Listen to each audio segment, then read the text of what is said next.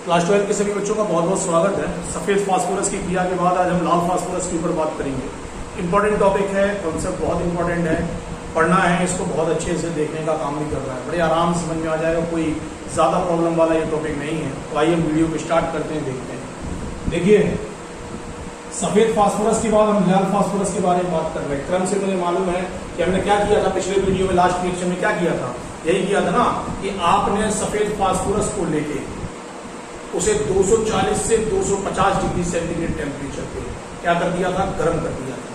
जब सफेद फास्फोरस को 240 डिग्री सेंटीग्रेड टेम्परेचर से 250 डिग्री सेंटीग्रेड टेम्परेचर पे गर्म किया जाता है तो हमें लाल फास्फोरस की प्रमुख रूप से क्या हो जाती है, प्राप्ति हो जाती है। कंडीशन बताई थी कि 250 डिग्री सेंटीग्रेड से ऊपर टेम्परेचर नहीं जाना चाहिए, नहीं तो प्रमुख रूप से फास्फोरस क्या कर जाएगा, ब्लास्ट कर जाएगा। समझ में आ रही बात? तो याद रखना, जब प्रमुख रूप से सफेद फास्फोरस को 240 से 250 डिग्री सेंटीग्रेड टेम्परेचर पर गर्म किया जाता है तो लाल फास्फोरस की प्रमुख रूप से क्या होती है, प्राप्ति होती है। आइए अब लाल फास्फोरस के बारे में देखते हैं। लाल फास्फोरस के निर्माण की विधियों के बारे में बात करो। लाल फास्फोरस के निर्माण की विधि देखो, हमने आपको बताया था कार्बन डाइऑक्साइड या नाइट्रोजन की अक्रिय वायुमंडल में, निष्क्रिय वायुमंडल चाहिए हमें, कि अल्प मात्रा में आयोडीन की उपस्थिति में सफेद फास्फोरस को 240 से 250 डिग्री सेंटीग्रेड ताप पर गर्म करने पर हमें लाल फास्फोरस की क्या होती है, प्राप्ति। अक्रिय वायुमंडल किसका बना रहे, या तो कार्बन डाइऑक्साइड का बना लो या प्रमुख रूप से पाए जाने वाले नाइट्रोजन का बना लो, और अल्प मात्रा ले लो किसकी, आयोडीन की। और किससे क्रिया करानी है, सफेद फास्फोरस को कितने डिग्री सेंटीग्रेड पे गर्म कर दो, 240 से 250 डिग्री सेंटीग्रेड पे आप गर्म कर दो तो किसकी प्राप्ति हो जाएगी, लाल फास्फोरस की हमें प्रमुख रूप से क्या हो जाएगी, प्राप्ति हो जाएगी। एक नोट दिमाग में रखना है, 290 डिग्री सेंटीग्रेड ताप पर लाल फास्फोरस को पुनः सफेद फास्फोरस में परिवर्तित करने का कार्य किया जा सकता है। अगर आप लाल फास्फोरस में बन गया और पुनः चाहते हो सफेद फास्फोरस बन जाए तो 290 डिग्री सेंटीग्रेड पे आप लाल फास्फोरस को गर्म कर दीजिए तो किसकी प्राप्ति हो जाएगी, सफेद फास्फोरस की प्रमुख रूप से हमें प्राप्ति हो जाती है। देखिए रिएक्शन लिखी है, फास्फोरस को, अगर सफेद फास्फोरस को 240 डिग्री सेंटीग्रेड टेम्परेचर से 250 डिग्री सेंटीग्रेड टेम्परेचर पर गर्म किया जाता है तो लाल फास्फोरस की प्राप्ति होती है। अभिक्रिया के फलस्वरूप 4.22 KCl ऊर्जा जो होती है वह प्रमुख रूप से हमें क्या हो जाएगी, प्राप्त हो जाएगी। अब देखो यहाँ पे समझ लेना बड़े ध्यान से, अगर पाए जाने वाले लाल फास्फोरस को 290 डिग्री सेंटीग्रेड टेम्परेचर पर आपने पुनः गर्म कर दिया तो पुनः लाल फास्फोरस से किसकी प्राप्ति हो जाएगी, सफेद फास्फोरस की प्राप्ति हो जाएगी। अक्रिय वायुमंडल किसका लेंगे, या तो कार्बन डाइऑक्साइड का या नाइट्रोजन का। आप प्रमुख रूप से अक्रिय वायुमंडल ले लो, किसकी उपस्थिति में करा रहे, अल्प मात्रा में आयोडीन की। किसको गर्म कर रहे, सफेद फास्फोरस को। कितने डिग्री सेंटीग्रेड पे गर्म कर रहे, 240 से 250 डिग्री सेंटीग्रेड टेम्परेचर पर गर्म करने का कार्य कर रहे। क्या बन जाएगा, लाल फास्फोरस। सर हम चाहते हैं कि लाल फास्फोरस से सफेद फास्फोरस पुनः बन जाए तो लाल फास्फोरस को कितने डिग्री सेंटीग्रेड पे, 290 डिग्री सेंटीग्रेड पे आप क्या कर दो, गर्म कर दो तो लाल फास्फोरस से प्रमुख रूप से हमें सफेद फास्फोरस की क्या हो जाएगी, प्राप्ति हो जाएगी। बात समझ में आ गई?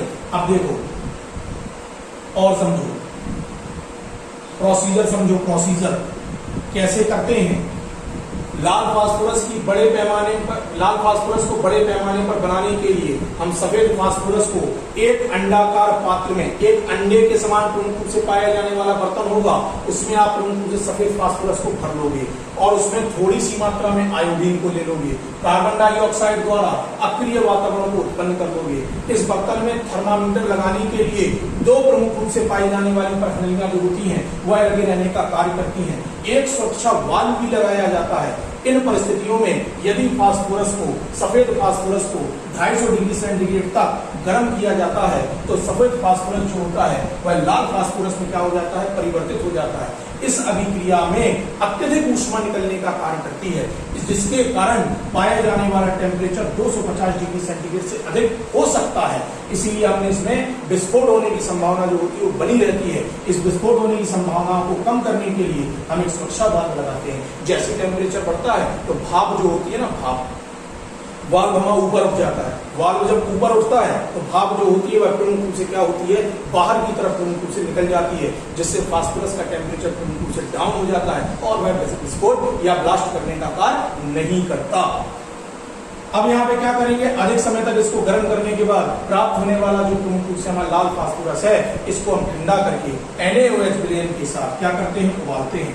ऐसा करने पर सफेद फास्फोरस में, NaOH में सफेद फास्फोरस जो होता है, जो कुछ शेष बचा हुआ सफेद फास्फोरस होता है, जो लाल फास्फोरस में परिवर्तित नहीं हो पाया, वह प्रमुख रूप से NaOH में क्या हो जाता है, भूल जाता है। इस अवलेट ठोस को अलग करके बार बार गर्म करके इसको सुखा लेते हैं। सुखाने के बाद हम देखते हैं कि यह ठोस पदार्थ जो होता है वो लाल फास्फोरस के रूप में परिवर्तित हो जाता है। जो सफेद फास्फोरस भैया परिवर्तित नहीं हो पाया, कोई बात नहीं, NaOH के साथ आप उसकी क्रिया करा दीजिए। NaOH के साथ आप जब उसकी भी क्रिया कराएंगे तो वह प्रमुख रूप से अलग हो जाएगा, और जो शेष बचा हुआ पदार्थ है उसको आप प्रमुख रूप से क्या कर लीजिए, ठंडा कर लीजिए। ठंडा करने के पश्चात ठंडा गर्म करके उसको क्या, ठंडा नहीं करना, उसको गर्म करके क्या कर लेना, सुखा लेना है। आप सुखा लीजिए। सुखाने के बाद ठोस पदार्थ की प्रमुख रूप से क्या होती है, प्राप्त होने वाले इसी पदार्थ को हम लाल फास्फोरस के नाम से क्या करते हैं, जानते हैं। चलो रिपीट हो गया भैया। चित्र पे आकर तुरंत देख लो, सिंपल। सबसे पहले अंडाकार प्रमुख रूप से हमने क्या लिया, अंडाकार आयरन या लोहे का बना हुआ प्रमुख रूप से पात्र ले लिया, बर्तन ले लिया। इसमें किसको भर दिया, सफेद फास्फोरस को भरने का कार्य किया। कितने थर्मामीटर लगा दिए भैया, 2 परखनली लगा दी, जिनमें प्रमुख रूप से हमारे थर्मामीटर लगे रहने का क्या करते हैं, कार्य करते हैं। ऊपर क्या लगा दिया, सुरक्षा वाल्व। क्यों लगा दिया, क्योंकि फास्फोरस जो होता है, सफेद फास्फोरस प्रमुख रूप से अत्यधिक मात्रा में अगर गर्म होने का कार्य करेगा तो अत्यधिक मात्रा में गर्म करने पर प्रमुख रूप से होता यह है कि इसके फटने की संभावना जो होती है वह प्रमुख रूप से बढ़ जाती है। तो इसके फटने की संभावना को प्रमुख रूप से कम करने के लिए हम करते केवल इतनी सी काम है, हम केवल इतना सा काम करेंगे कि भैया जो हमारा प्रमुख रूप से पाया जाने वाला फास्फोरस है, हवा जो पाया जाने वाला फास्फोरस है, इससे टेम्परेचर अधिक ना हो जाए, इसलिए हम प्रमुख रूप से करते क्या है, इसीलिए हम प्रमुख रूप से सुरक्षा वाल्व लगाते हैं कि अगर टेम्परेचर बढ़ेगा तो ये प्रमुख रूप से क्या हो जाएगा, बाहर निकल जाएगा। इसके बाद आप इसको गर्म कर दीजिए। गर्म करोगे, आयोडीन की थोड़ी सी मात्रा में सफेद फास्फोरस लाल फास्फोरस के रूप में परिवर्तित होने का क्या करेगा, कार्य करेगा। आगे बात समझ में, चलो भैया आगे बढ़ो, भौतिक गुण के ऊपर आ जाइए। भौतिक गुण देख लो भैया। भौतिक गुण देखो, यह लाल रंग का गंधहीन क्रिस्टलीय चूर्ण होता है, सीधी सी बात। इसका अपेक्षित घनत्व 2.2 होता है। यह साधारण ताप पर ऑक्सीकृत नहीं होता। यह जल, क्लोरोफॉर्म तथा कार्बन डाइसल्फाइड में, विलायकों में अम्लीय है, जबकि अल्कोहल के pH विलयन में प्रमुख रूप से क्या होता है, घुल जाता है। इसका प्रमुख रूप से 290 डिग्री सेंटीग्रेड पर वायु की अनुपस्थिति में ऊर्ध्वपातन हो जाता है। 290 डिग्री सेंटीग्रेड पर अगर गर्म कर दोगे तो यह सीधा प्रमुख रूप से पाया जाने वाला ऊर्ध्वपातन हो जाएगा, मतलब ठोस से प्रमुख रूप से सीधा गैस के रूप में परिवर्तित होने का कार्य करेगा। यह सफेद फास्फोरस से कम क्रियाशील होता है। यह 1700 डिग्री सेंटीग्रेड पे इसका सूत्र प्रमुख रूप से क्या होता है, P2 इसका प्रमुख रूप से पाया जाने वाला सूत्र रहता है। चलो अब हम क्या करेंगे, रासायनिक गुण देख लीजिए। देखो रासायनिक गुण देख लो। लाल फास्फोरस के रासायनिक गुण देख लो। लाल फास्फोरस के रासायनिक गुण, लाल फास्फोरस के रासायनिक गुण में आ जाओ। लाल फास्फोरस के रासायनिक गुण में सबसे पहला गुण जो आता है वो आता है प्रमुख रूप से पाई जाने वाली ज्वलनशीलता। ज्वलनशीलता में लाल फास्फोरस जो होता है सफेद फास्फोरस की तुलना में बहुत कम क्रियाशील है, इसलिए यह प्रमुख रूप से क्रिया नहीं करता। यह NaOH विलयन के साथ भी क्रिया नहीं करता। यह वायु की उपस्थिति में अगर इसको 260 डिग्री सेंटीग्रेड ताप पर जला दिया जाए तो फास्फोरस पेंटा ऑक्साइड के निर्माण का क्या करता है, कार्य करता है। अगली हेडिंग आ जाओ, क्लोरीन के साथ अभिक्रिया। तो यह क्लोरीन के साथ अभिक्रिया करके पेंटाक्लोराइड के निर्माण का कार्य करता है। सिंपल रिएक्शंस हैं। इसके बाद आ जाओ सल्फर के साथ अभिक्रिया। अगर फास्फोरस की अभिक्रिया तुमने सल्फर के साथ करा दी तो फास्फोरस के ट्राइसल्फाइड के निर्माण का कार्य हो जाएगा। चौथे पे आ जाए ये धातु के साथ अभिक्रिया। यह धातु के साथ उच्च ताप पर क्रिया करके धातु के फास्फाइड के निर्माण का कार्य करती है। टॉप मोस्ट इंपॉर्टेंट, धातु के साथ अभिक्रिया। जब प्रमुख रूप से लाल फास्फोरस की अभिक्रिया किसी धातु के साथ कराते हो तो धातु के फास्फाइड के निर्माण का कार्य किया जाता है। इसको याद रखना है, जहरीला होता है फास्फाइड, याद रखिएगा। इसके बाद आ जाओ अगले 5वें पॉइंट पे, आश्वन की क्रिया में बात करते हैं। अक्रिय वातावरण में 290 डिग्री सेंटीग्रेड ताप पर लाल फास्फोरस जो है वह आश्वन की क्रिया करके सफेद फास्फोरस के रूप में क्या हो जाता है, परिवर्तित हो जाता है। सिंपल सी रिएक्शंस। नोट इसके बहुत इंपॉर्टेंट लेके आया हूं बेटा, छांट के पढ़ा रहा हूं बहुत अच्छे से, ताकि किसी प्रकार की कोई दिक्कत और समस्या ना हो। नोट में आओ, अल्फा काला फास्फोरस आपसे पूछ लिया जाए, कुछ नहीं करना है। लाल फास्फोरस को 550 डिग्री सेंटीग्रेड पर बंद नलिका में केवल आप गर्म कर दीजिए। अल्फा काला फास्फोरस जो होता है क्या होता है, बन जाता है। बीटा काला फास्फोरस बनाना है, कोई दिक्कत नहीं, मरकरी से भी क्रिया करा दो। सफेद फास्फोरस को 200 डिग्री सेंटीग्रेड टेम्परेचर पर 4000 से 12000 वायुमंडलीय दाब पर इसको आप गर्म कर देते हैं तो बीटा काला फास्फोरस बन जाता है। ऐसे नहीं बनाना चाहते, ऐसे बना लो। अल्फा फास्फोरस को लो, इसकी अभिक्रिया पूर्ण रूप से मरकरी के साथ 220 से 370 डिग्री सेंटीग्रेड ताप पर इसको गर्म कर दो। किसकी प्राप्ति हो जाएगी? बीटा काला फास्फोरस की क्या हो जाएगी? प्राप्ति। क्या किया? अल्फा काला फास्फोरस लिया 220 से 270 डिग्री सेंटीग्रेड टेम्परेचर पर, किसकी उपस्थिति में? मरकरी की उपस्थिति में क्रिया कराई, किसका निर्माण हो गया? बीटा काले फास्फोरस के निर्माण का कार्य कर लिया गया। चलो सक्रियता के क्रम में आते हैं। फास्फोरस की क्रियाशीलता का क्रम देख लो।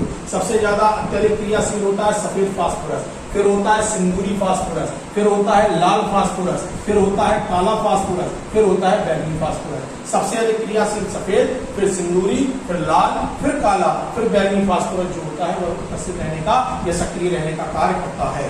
फास्फोरस के उपयोग में आ जाओ। इसका उपयोग चूहे के मारने के विष के निर्माण में किया जाता है। क्या होता है कि जो पाया जाने वाला प्रमुख रूप से हमारा फास्फोरस होता है ना, ये धातु के साथ जब क्रिया करता है तो फॉस्फाइड बना लेता है, और फॉस्फाइड की जो गोलियां होती हैं अगर चूहे के पास रख दो, चूहा खा लेगा, मर जाएगा, खत्म हो जाएगा। चलो अगला बी पे, फास्फीन आर्थोफास्फोरिक अम्ल के निर्माण में इसका उपयोग किया जाता है। अभी आपने फास्फोरस से पूर्ण रूप से फास्फीन के निर्माण की क्रिया पढ़ी थी, इंपॉर्टेंट है। आर्थोफास्फोरिक अम्ल के द्वारा जल के साथ क्रिया करा दोगे, आर्थोफास्फोरिक अम्ल के निर्माण का कार्य हो जाएगा। H2SO4 के साथ करा दो, आप किसी के H2SO4 के साथ करा दीजिए तब भी आपका पूर्ण रूप से पाए जाने वाले फास्फोरिक अम्ल के निर्माण का कार्य हो जाएगा। इसके बाद आ जा, लाल व सिंदूरी फास्फोरस का उपयोग माचिस के निर्माण में किया जाता है। क्वेश्चन पूछा जाता है रेड फास्फोरस का उपयोग कहाँ किया जाता है, तो माचिस के निर्माण में किया जाता है। या क्वेश्चन ऐसे घुमा के पूछ लेगा कि भैया जो माचिस होती है, माचिस की तीली के ऊपर लगा हुआ जो फास्फोरस होता है, कौन सा फास्फोरस होता है, तो रेड फास्फोरस होता है। आपने घिसा, आग लग गई, अपना काम चलाया और फेंक दिया। चलो आ जाओ, इसका उपयोग स्मोक स्क्रीन के निर्माण में किया जाता है। स्मोक स्क्रीन क्या होता है? जादूगर देखें, इल्यूजन करते हैं। इल्यूजन मतलब क्या होता है? भ्रम उत्पन्न कर देते हैं। जादूगर खड़े खड़े गायब हो गए, कैसे? फास्फोरस लिया, उसने जमीन पे मारा, धुआं हुआ, जादूगर का क्या हो गया? आपका भाग गया। तो इस प्रकार से इसका उपयोग स्मोक स्क्रीन मतलब उसकी आड़ में छुपकर जादूगर गायब हो जाता है, तो इसका उपयोग स्मोक स्क्रीन के निर्माण में किया जाता है। इस प्रकार से हमारा फास्फोरस क्या हो जाता है? इसका समाप्त हो जाता है। इस नाइट्रोजन परिवार में एक और टॉपिक जो हमारा बचा है वो बचा है फास्फीन। अगले वीडियो में फास्फीन के ऊपर बात करेंगे। नाइट्रोजन परिवार जो होगा क्लोज हो जाएगा, फिर आगे के परिवार के ऊपर उठाने का क्या कार्य करेंगे। इसी प्रकार से पढ़ते रहिए, घर में रहिए, सुरक्षित रहिए। जो टॉपिक समझ में नहीं आए पूछ लीजिए, मेहनत कर रहा हूँ, आप भी मेहनत करिए ताकि अच्छे नंबरों के साथ हम पास होने का कार्य कर सकें। सभी बच्चों से आशा है कि घर पे रहना है, सुरक्षित रहना है और इस कोविड महामारी को पढ़ने का कार्य में करना है। तो सभी बच्चों से आशा करता हूँ बेटा कि बार बार इन क्वेश्चंस का रिपीट करिए। जैसे मुझे ये रट्टा मार गया, बिल्कुल याद हो गए, ऐसे तुम्हें भी याद हो जाने चाहिए। लगातार प्रैक्टिस करिए, जितनी मेहनत कर सकते हो बिल्कुल झोंक दो। ये अवसर है कोविड-19 अपने लिए, पढ़ने वालों के लिए अवसर है, तो ये अवसर का पूर्ण रूप से फायदा उठाइए। घर पे रहिए और दमदार तरीके से पढ़िए ताकि अच्छे नंबरों से हम पास होने का कार्य कर सकें। इसी आशा के साथ मैं पुनः आपके सामने उपस्थित होऊंगा। तब तक के लिए बहुत बहुत धन्यवाद, बहुत बहुत आभार आपका। Thank you.